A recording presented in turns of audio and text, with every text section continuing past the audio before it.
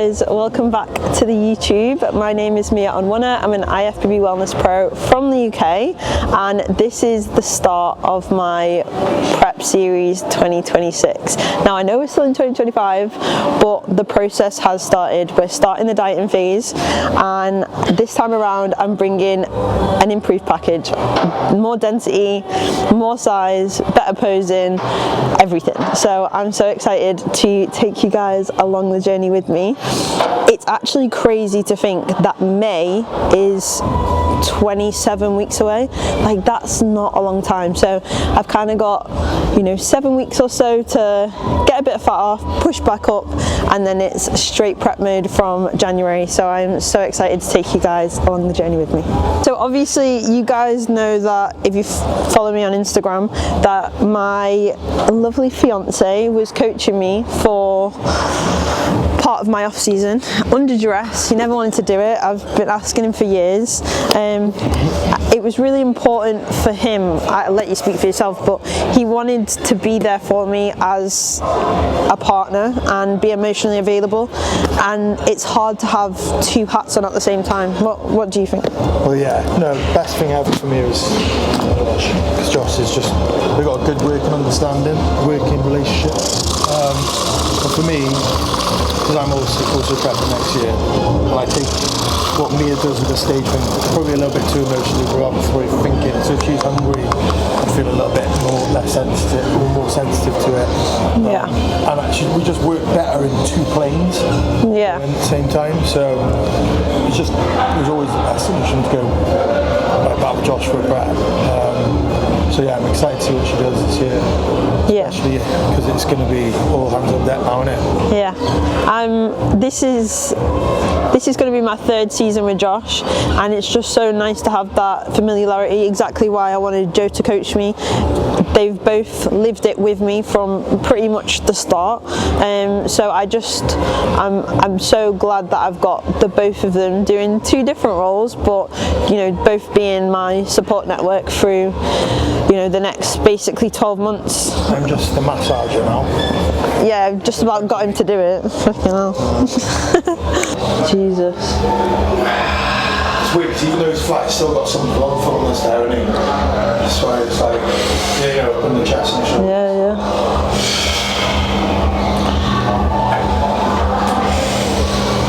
Nice. Shots, which are the best. Get the hamstrings in, like I said, with the pop glute a little bit. Pop glute out a little bit. That's it. Bring your leg a little bit closer. That's it. Pop glute back a bit. There, now flex. That's it. Put the hand in. Yeah, shit.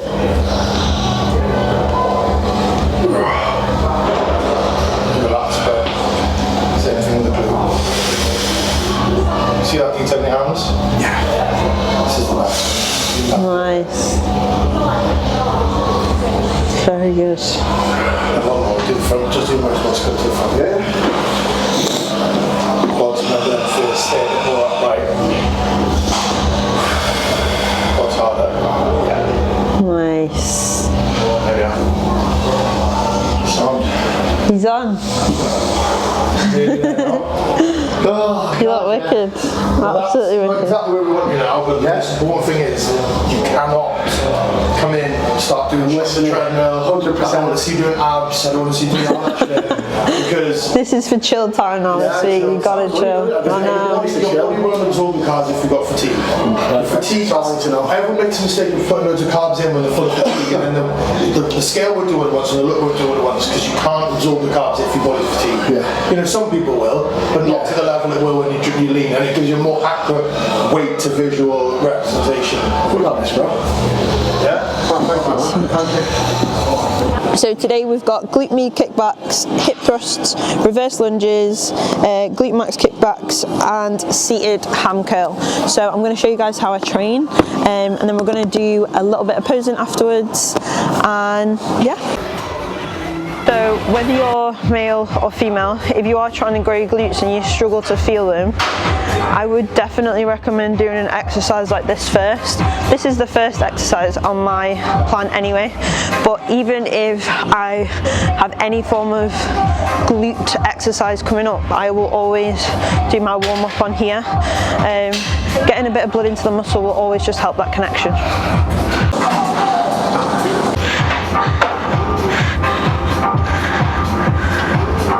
So obviously when I'm doing that, you'll see that I'm leaning quite far forward. The reason for that is I have a very lordotic posture, so for my spine to be neutral, I almost have to do this. So when I'm doing a kickback, obviously you'll see some people will be quite upright, but straight away that's putting pressure on my lower back. So I have to lean forward to neutralize my spine a little bit, so that when I get to here, I can get a full contraction without actually putting any additional pressure on my lower back. So the important thing with this is the more you bend your knee, the more you're going to feel your quad. So you want to really focus on the hip hinge if it is glutes that you're trying to target. So like I said, it's not going to be exactly a reverse lunge, but this is glute day. This is one of my favorite glute exercises, so it's getting included.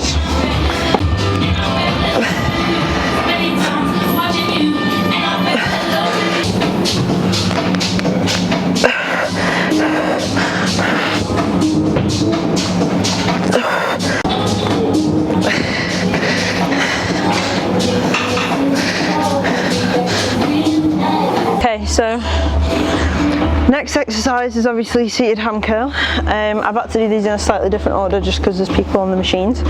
But so one thing that I was taught to do for years, so first of all, as I've just been saying to Aaron, the more points of contact you've got, the better. You want to anchor yourself down, so push against the pad, so you can push your back against this pad. So hands down into this pad, back against this pad. And sometimes people use a seat belt as well, just to, again, really secure yourself into the seat.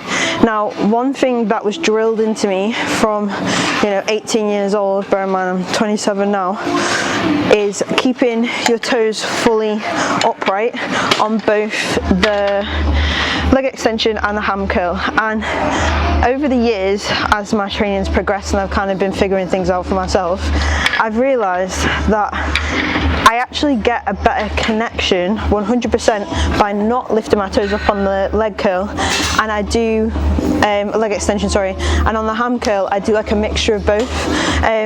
But I would suggest, if you've been given the same advice, to just try it both ways, because in some way it just feels like I'm just able to get that little bit of a stronger connection, especially on the leg extension, but on the ham curl too.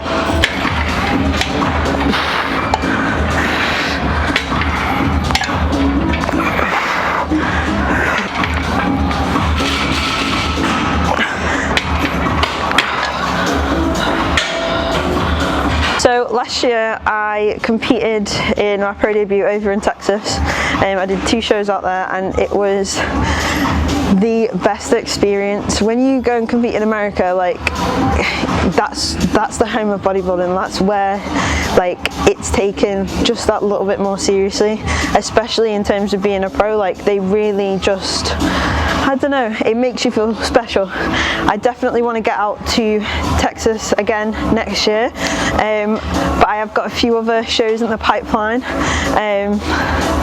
I don't want to disclose all yet, but I will be going out doing a few American shows and a few European shows as well.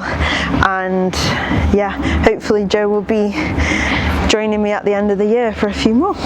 So next exercise is hip thrusts. I have been having these as a staple in my training plan since the dawn of time, since I got my first ever gym membership, and it really does show you how different training styles can get different outcomes. So I used to obviously be significantly smaller in the glute department, and yet I was repping out on a free barbell 220 kilos for reps. Now I could never do that now, because obviously I train high volume, slightly lower weight, and it just shows like you can be incredibly strong but basically look weak as shit, and then you can obviously look incredibly strong, have a ton of muscle, and be significantly less strong. So yeah, changing up my training style when I shifted into bodybuilding really made all the difference. In terms of setting up your hip thrust, if you want it to be like just underneath your shoulder blades, that's where I like to put it, and then this obviously across your hips. Now if you're feeling it in your quads, your feet are probably a little bit too close to you. If you're feeling it in your hamstrings, your feet are probably a bit too far away from you. You want it to be so that when you come up, your knee is pretty much at a right angle. Now when you're coming back, when you're bringing the bar down, what you don't want is for when you get to the bottom, if your knees start traveling back towards you, you've gone too far, because you don't want to just be rounding off your back. So when you come down, you go to the point where your knees aren't going to come back to you any further, and then come back up to the top.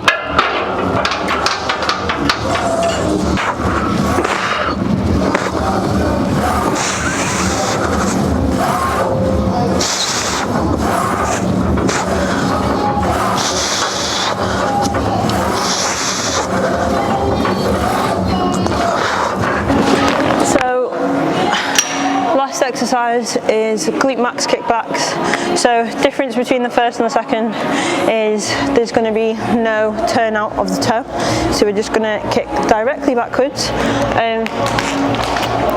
I also really like hitting glute max by leaning forward on the hip abduction machine, and also doing sort of an RDL does it as well, really. So yeah, we've hit it a couple times today, but we're going in again.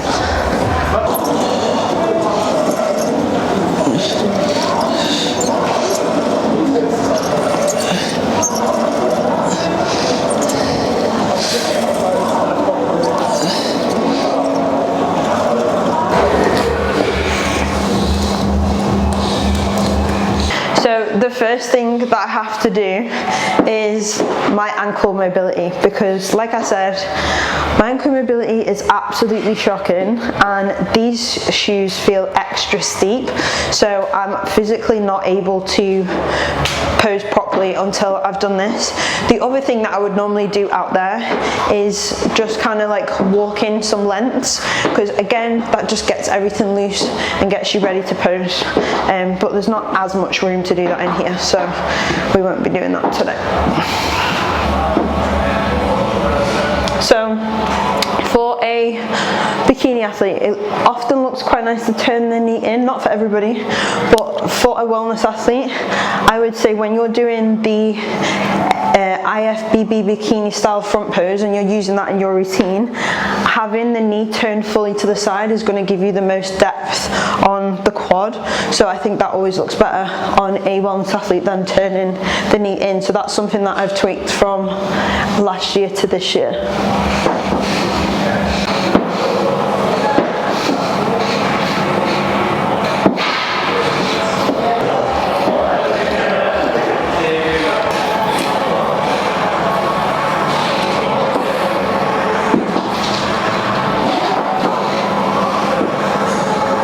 When you are doing a hair flick, a common misconception is that you have to get the whole of your hair around. Now when you're sweaty, because you're on stage and there's all sorts of emotions going on, your back is going to get wet, your hair is going to stick to it. So we don't need to try and get every last strand around, but what you don't want is for there to be like a couple strands just left. So the best thing to do is to just come around part way, so half your hair is around, half your hair is not, and then it's super easy to get it back around to the front before you go into your next pose. So post-workout meal, we have pulled barbecue brisket from Replenish Kitchen. Replenish Kitchen supply gyms all over. The gym that I train at is Next Level Gym in Preston, so it's part of my routine. I leave work, I come here, and I have one of these before I train today. It's post-workout, so I'm having it after I train because I'm training a little bit earlier, but they're super macro friendly. So you've got 456 calories per meal, 36 grams of protein, 51 grams of carbs, and 12 grams of fat. So it's literally the most perfect meal, and they honestly taste insane. So I look forward to having this every single day. So guys, that concludes the first episode of the 2026 Prep Diaries. I hope you enjoyed the video. If there's anything that you want to see, any topics that you want me to touch on, please just let me know in the comments, or you can DM me. My socials are listed below, as well as the link to ProFlow Academy. So if you want to perfect your posing and presentation with myself or one of the other coaches, then please just click the link or message one of us on Instagram and we'll get back to you.